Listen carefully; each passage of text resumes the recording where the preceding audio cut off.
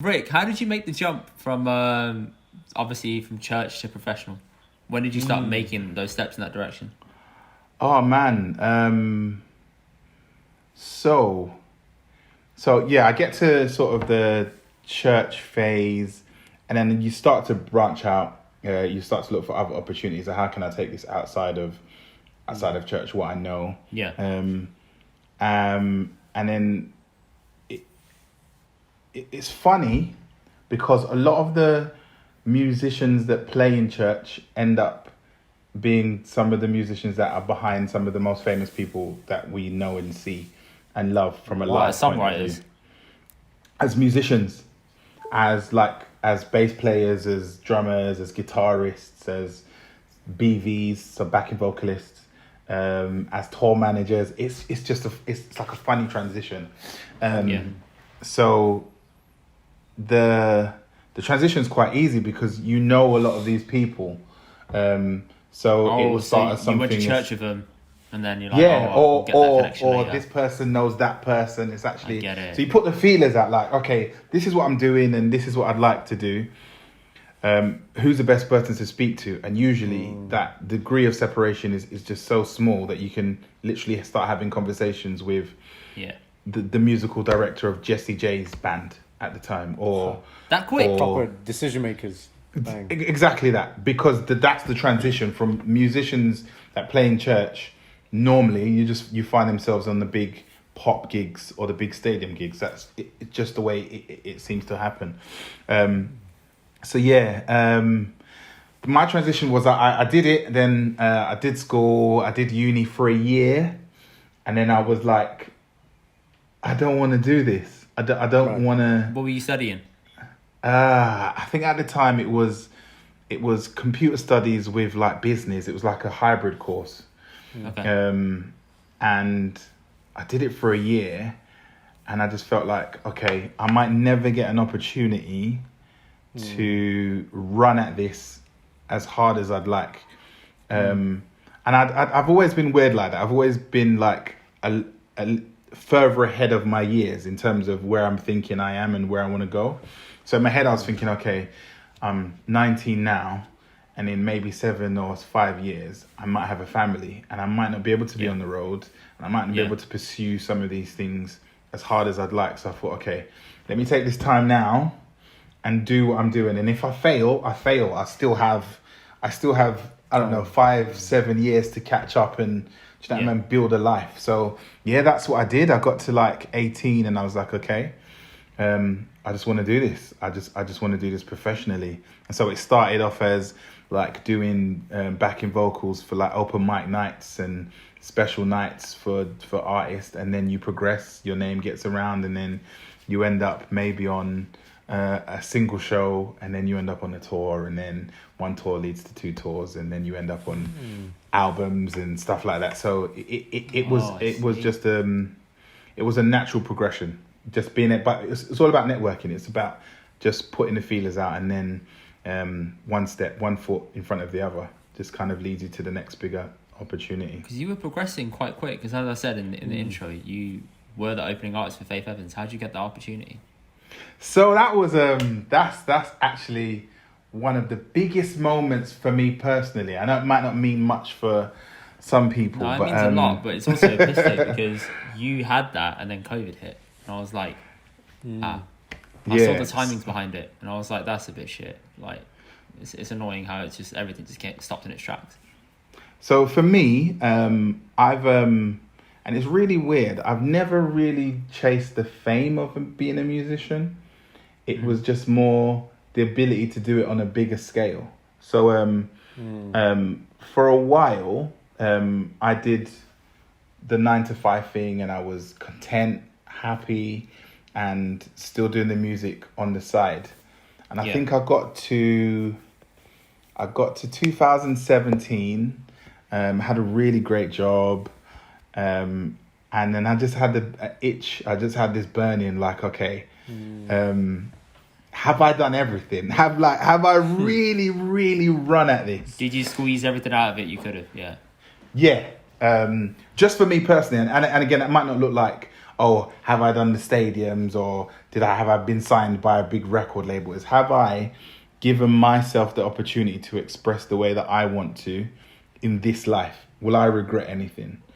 And 2017, I had that question mark. So I was like, okay, I'm just going to create now music with no agenda. I'm not trying to get playlisted. I'm not trying to get on the radio. I'm not trying to get signed. Prior to that, there was definitely a lot of that in the mix. It was, okay, actually, I want all of these things. Yeah. I'm doing this to get Was that pressure, or was that a goal you always wanted? I think... There's a difference. I think it's what you believe the journey looks like, because that's what you see. All we see is, okay, person A, they have this experience, then they make this song, then they get signed, and then all of this happens off the back of it. And you think, oh, to get to there, these are the steps that I need to take. And I think I was chasing that because I always felt like, all right, if I want to be able to share my music to a mass of people, these are the steps that I'm going to have to take. And then, like I said, I got to 2017, I realized, I think I realized that my vision or goal for myself wasn't about the amount of people I reach. It was about the impact over what that looks like from a numbers point of view. And so I was like, okay, mentally. I'm not creating for anything other than I'm creating songs that I love. When I sit back and listen back to it, I'm like, yeah, I really like that. And so I started doing that in 2017, and in 2018, it just went crazy for me. Like I said, I wasn't even trying. One of the songs that I wrote in that period and released got picked up by One Extra, then Capital Extra, then Radio One. How did that happen? How did that get picked up? Do you know what? It's funny because my wife jokes about this. Is she made, so there was a DJ who at the time, DJ Ace, he still does, it's just slightly different. He had an R&B show that he was launching for One Extra, and Michelle was like, just DM him, just send him a DM, just say okay. Genuinely, that's what she said. She was like, just like, what have you got to lose? And that's always our thing, is what do you have to lose? Like, the worst you can get is a no, and you're no further along than you was before. You haven't lost anything. You're in the same position. Shoot your shot, man. Exactly. So yeah, I really just shot. I was just like, look, I know you got R&B show. I'm our R&B artist. Here you go. And it was his track of the week for the show, the very first show. Wow, that's a big achievement. So yeah, it was huge, man. It was huge. And then that just propelled me to other things. It gave me that recognition. And funny enough, the Faith Tour, the reason why we're having this conversation, was another shoot your shot moment. We were trying to... Did you DM her? So I'll tell you what happened. So we was trying to do it the diplomatic way and find out who the tour manager was, who was organising the event, who the promoters were. Yeah, and just try to have like just your typical way in, okay, this is what I do. It'd be great if I did the support. And we just couldn't find like a reliable person to get to the source. And so we just said, you know what? I'm just going to send a tweet. I'm going to tweet the promoter and I'm going to get everyone to retweet it. So I tweeted and said something like, yeah, it'd be amazing if I could open up for Faith Evans on a tour. If you think so, just retweet this and let the promoters know. And it went mad. Like, it just went crazy. And it was at a good point, because the song Come Over was doing very well. That's the song that kind of pushed me into a little bit more recognition. So I was already on an upward trend. So I had a lot of attention on me. That's all timing, man. You used that's what I'm saying. Exactly. Timing well, because you were hot at the moment. And so yeah, we tweeted that, and I think in an hour we got a DM back just to say, yeah, let's have a conversation. No. And so I was only meant to do the Birmingham show. And then the promoter was like, nah, just do all three. And then they made me the main support act for the show. So there was two other? There was one other support, but I was the main one. So I was the one that was just before Faith Evans. So yeah, man, it was such a dream come true. I got to meet her. She completely gassed my life. Like, I got to sit down and she told me What was she saying? She just told me how incredible I was and how much she loved my songs. And because even in the set, I did I paid homage to her song. So my song's called Come Over, and she has a song called Come Over.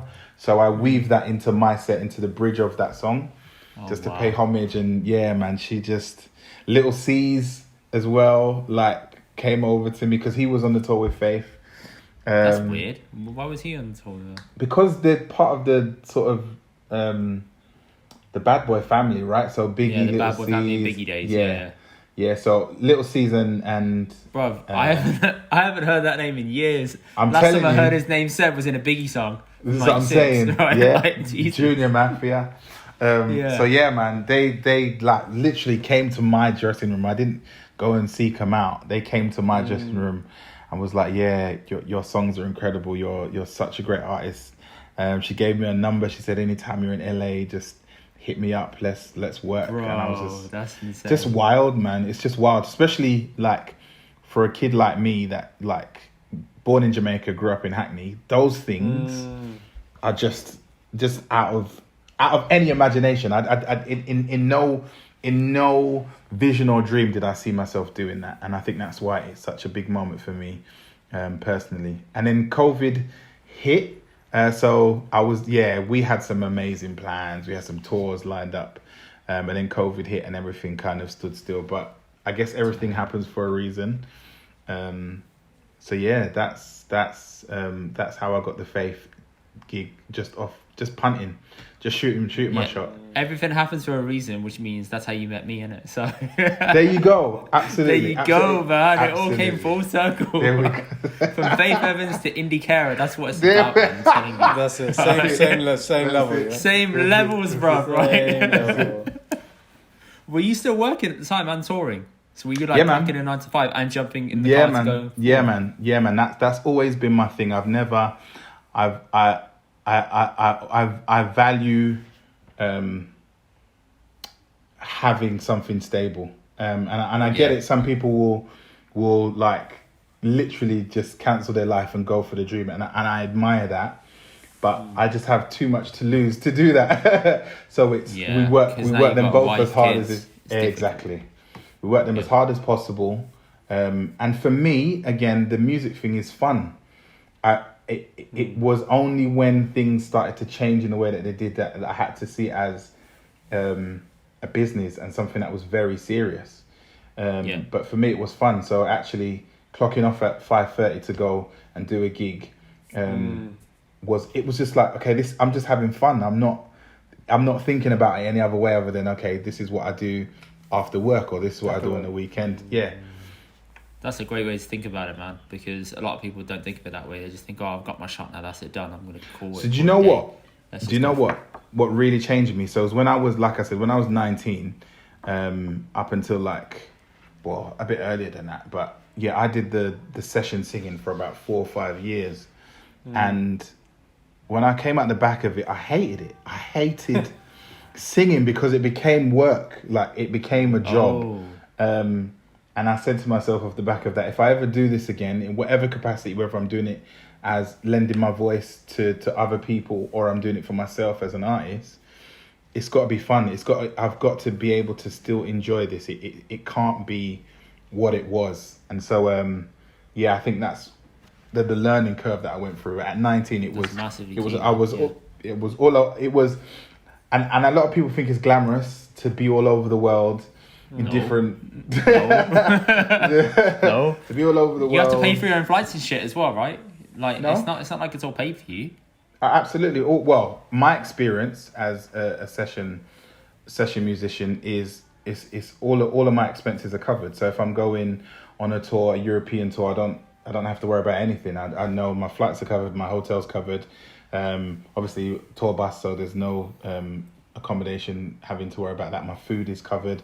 I'm getting per diems. Yeah, I'm getting per diems to cover my food as well as my fee. I'm getting paid for days off. I'm getting paid for travel days. So in terms of what it looks like, it's very luxurious, but after a while it's very taxing when really all you're seeing is the sort of airports, hotel rooms, and then you're backstage, sound check, back to the hotel rooms. So I've been to many places in this world, but I've seen very little. So people say, "Oh, have you been?" I'm like, "Yeah, I have been. I have been to this place, and I have been, but I haven't." But I guess you having that fusion that's why it's good, man. Like, if it's everything you did and you went full tilt, and look, we've seen loads of.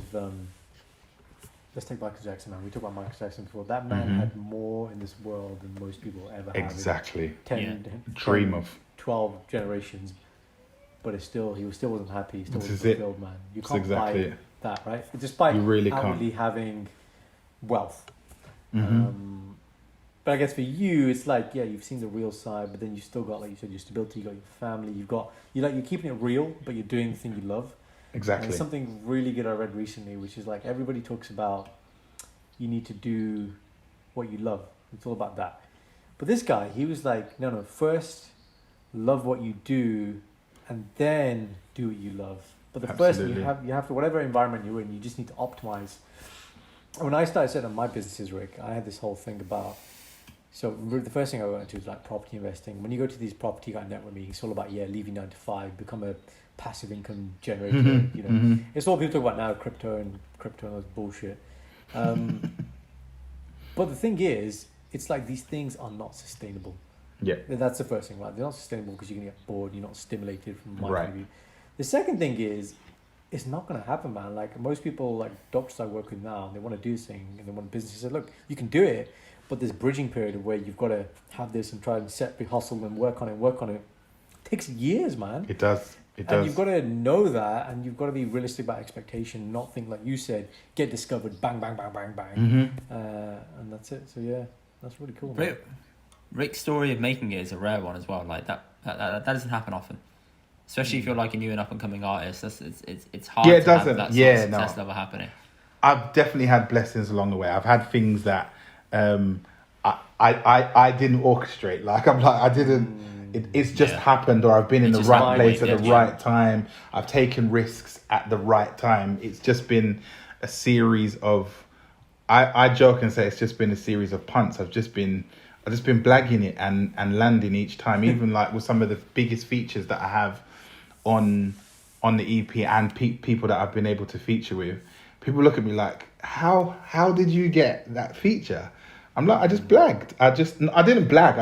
I just asked the question. And I think that's one of the biggest lessons I've learned from like my dad is just ask the question. Like you don't lose anything if you just say, or can I, or can you do this for me? Or is it possible if you don't lose anything? And 9 times out of 10. That's such a big confidence builder, man, to have from a young age. Like I struggle with that. Like me and Goran are talking about getting guests on and I'm like, I'm not sure if we should approach that person because just do it. No. But I'm like, I now have to change my approach and be like, all right, it's a numbers game. I've got to approach as many people as possible. Exactly. And try and get them on, and then unrealistic, man. Yeah. 100%. If I put share screen on right now, and showed you my Instagram inbox, I'm messaging people like Will Smith, right, Sullivan, Jay Shetty. I'm like, listen, we need to talk because da. But you see the beauty about some of that. But it's just like, man, you got to put yourself out there. Absolutely. The beauty about some of that is you just never know what connects with another individual. And just because you see yourself here, if something resonates, it doesn't matter what levels we're on. Like some of the features that I've been able to get for projects of past and projects that I'm working on, it's not been because I'm any sort of special person.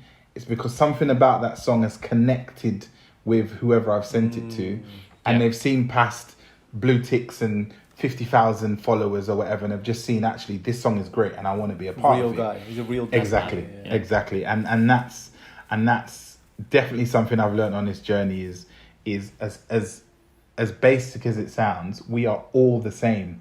Just because they've got a blue tick and millions in the bank, they still see themselves as a human being. For the most part, we do have people that get a bit crazy and they just become something else. But for the most part, they see themselves just like you and me. They have family and friends and. Do you know what I mean? It's the They same. eat, they Yes, they're 100%. Nothing is that, different. We just place them on a higher pedestal. Because of for whatever reason. But for them, they see themselves through their own eyes. Because of the blue tick, I'm telling you, right? That's it. But it's building relatability, isn't it? If you make yourself relatable to their situation, whatever it is. Absolutely. And you're right. Once you break into these circles, let's say, you never know, man. That's where you said the power of networking. Absolutely. Is that whether it's music, whether it's business, it's absolutely the thing I always tell my clients, Rick, is when somebody is in a position of power, right, or for them to open a door for you is not a lot of work. Mm-hmm. It's very, very little, right? So getting yourself in those opportunities where actually you can get it, that's what it's about. Just go for it. Really is. Yeah, man. That's what I'm saying.